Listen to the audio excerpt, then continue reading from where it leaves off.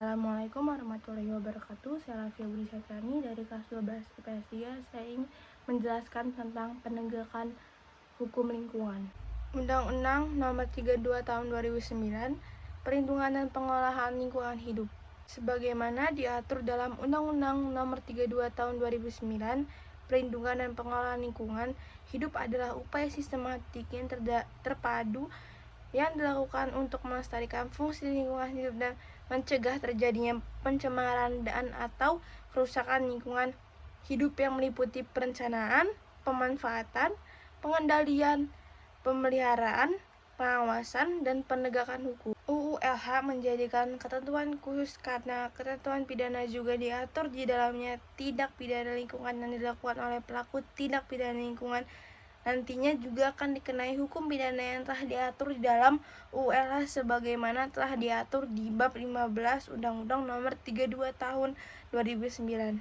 Undang-Undang Nomor 32 Tahun 2009 juga mengatur semua yang berkaitan dengan lingkungan hidup sehingga segala sesuatunya yang berkaitan dengan lingkungan menjadikan UU LH tersebut merupakan sebuah aturan khusus. Makna penegakan hukum lingkungan.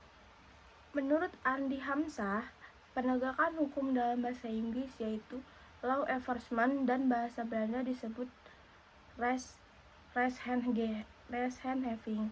Dalam bahasa Indonesia, istilah penegakan hukum membawa kita pada pemikiran bahwa penegakan hukum selalu dengan force. Sehingga ada yang berpendapat bahwa penegakan hukum hanya bersangkutan dengan hukum pidana saja. Sebenarnya pejabat administrasi juga penegakan hukum. Menurut Siti Sundari Rangkuti, penegakan hukum lingkungan berkaitan erat dengan kemampuan aparatur dan kepatuhan warga masyarakat terhadap peraturan yang berlaku, yang meliputi tiga bidang hukum yaitu administrasi, pidana, dan perdata. Penegakan hukum lingkungan dapat dilakukan secara preventif dan represif sesuai dengan sifat dan efektivitasnya. Penegakan hukum menurut Ilyas Asad terdiri atas dua, yaitu satu, tindakan untuk menerapkan perangkat hukum melalui upaya pemaksaan sanksi hukum guna menjamin ditaatinya ketentuan-ketentuan yang bermuat dalam peraturan perundang-undangan lingkungan hidup. Dua, penegakan hukum lingkungan bertujuan penaatan komplain terhadap nilai-nilai perlindungan ekosistem dan fungsi lingkungan hidup. Upaya penegakan hukum yang diamanatkan dalam Undang-Undang Nomor 32 Tahun 2009 tentang Perlindungan dan Pengelolaan Lingkungan Hidup UU PPLH adalah terdiri dari tiga, yaitu satu, penegakan hukum administrasi, penegakan hukum secara administrasi, dua, penegakan hukum secara perdata, tiga, penegakan hukum secara pidana. Hukum administratif. Dalam hal ini, pihak-pihak yang bersengketa adalah individu, perorangan, atau badan hukum perdata, yang disebut juga dengan korporasi, perusahaan atau lembaga swasta lainnya, melawan badan-badan pemerintah atau pejabat administrasi negara.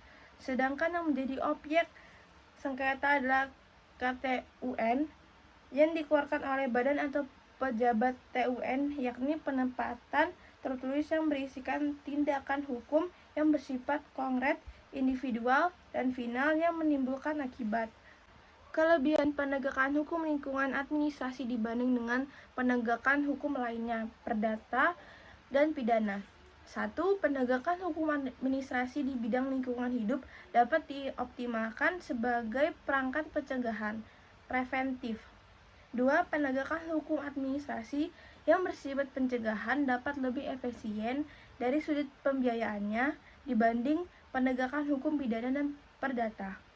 Tiga, penegakan hukum administrasi lebih memiliki kemampuan mengundang partisipan masyarakat. Hukum pidana.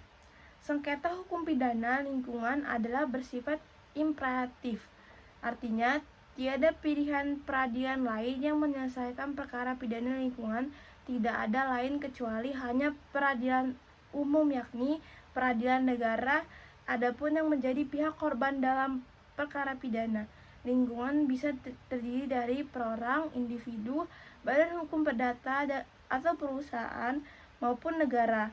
Sedangkan pihak pelaku terdakwa bisa berupa individu maupun badan hukum perdata, yakni perusahaan, korporasi, yayasan atau lembaga swasta lainnya. Hukum perdata. Mekanisme penyelesaian sengketa dispute resolution dalam hukum lingkungan di banyak negara termasuk di Indonesia kini telah berkembang khususnya di bidang keperdataan.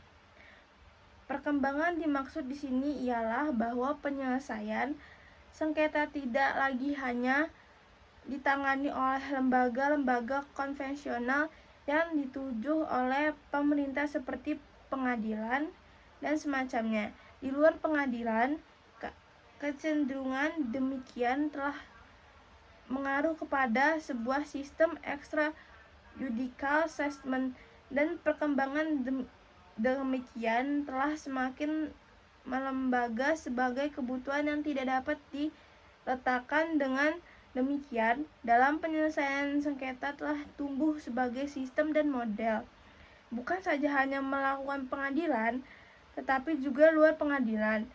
Inilah yang disebut dengan alternatif penyelesaian sengketa atau alternatif dispute resolution (AOR). Unsur melawan hukum dan melanggar ketentuan perundang-undang.